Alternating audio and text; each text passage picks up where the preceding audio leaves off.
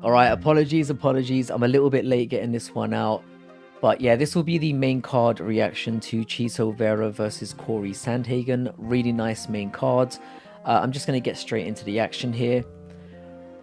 Alright, so I picked Chidi, and a lot of the reactions I saw had him winning this. I picked him, and I just didn't think he came close at any time. He was so inactive, waiting for something to happen. I think during the entire fight, he probably threw 20 significant strikes that I counted. It was a major buzzkill either way. Duraev got the takedowns in the first and second, and it took until the third for Chidi to figure out how to stuff them. And Duraev did manage to apply some damage when on top in the first two, so I thought this fight was clear for him. It went to a split though, which I was really shocked by, and I did pick Chidi, so fortunately the parlay I had him on was already dead, so I wasn't too bothered by that, but it was a horrible performance, and this card was defined by terrible judging decisions.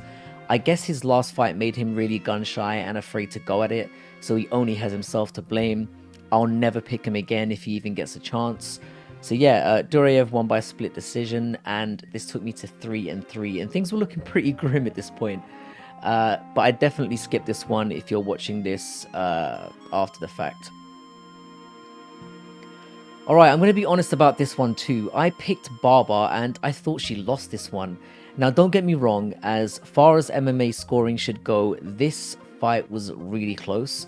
Barber did land more strikes and more damage.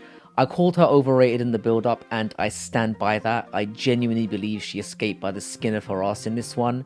She's not going to be anyone good going forward. I don't think she's very good. Someone must really love her on the judges table, by the way. Lee got takedowns and didn't do much with them, but usually in women's MMA, this is more than enough to win very shit fights, which I do hate, by the way. Control time with nothing done shouldn't win you fights, but it is what it is in women's MMA, and there's a little bit of inconsistency there. If I was Lee, I'd be really pissed, and she clearly was. She stormed off out of the cage after the decision was read. It did ignite what would turn out to be a winning parlay for me, and I was in danger of a losing record on a card, which I did deserve. But Barber's really shit. She won by she won by robbery, which is what I've got there. Yeah, she's shit, and I'm looking forward to picking against her in the next one. Yeah, but this moved me to 4-3, so I was grateful for that at least. Alright, Nate the Train. I called this one perfectly, thank God. I really enjoy Nate the Train in every aspect. There's something about this man that just makes me want to see him succeed. He did have a few hairy moments in the first where he was dropped for a moment, but I actually thought he was really patient and managed to win the first by being more precise and leading the dance, walking Lingo down for the better parts of that round. I predicted that Lingo would knock him down in the first, and that if the train could survive, then he would take over. And that is exactly what happened. Once it got into the second, which, and the first was a very close one, I knew Nate had this one in the bag. He's so exciting to watch. He brings the fight, and we needed that to elevate a card that was going through a massive lull at that midpoint. The pressure told for Nate, and in the second, he just dominated and found a sub for a really great win. He cut a really funny post-fight interview, which is really becoming a regular with him. I hope to see him win going forward, but I do expect tougher matchups for him going forward now that he's on a win streak. I hope they remake the fight with Alex Caceres, which I think he can win. But yeah, really delighted with that. Really nice win, trained by sub. And yeah, this took me to a record of 5-3. Alright, Holm and Santos now. This was not the best fight, and I predicted it to be just that. Sometimes these digs are just fair. I did make a lot about Holly's age, but she did really well in there. She doesn't box, which really is her bread and butter, but in women's MMA, you just need to be able to clinch and control and do the most damage there. And she managed more than that in this one, so fair play to her.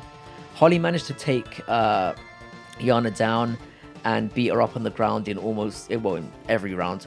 You can argue that Yana did more in the first with knees in the clinch, but they didn't really do any damage, and Holly managed to fend off any offense and control in the parts that she needed to, so close round, but yeah, I edged her in that one too. Yana's really terrible for the division. Yana is really terrible for the division, and she got beaten at her own horrible, boring game, so I was happy to see her lose this. All jokes aside about Holly's age and about her getting 6 fights, but she's 41, and that's mad. And it just tells everyone exactly how bad this division is, that she's able to still operate.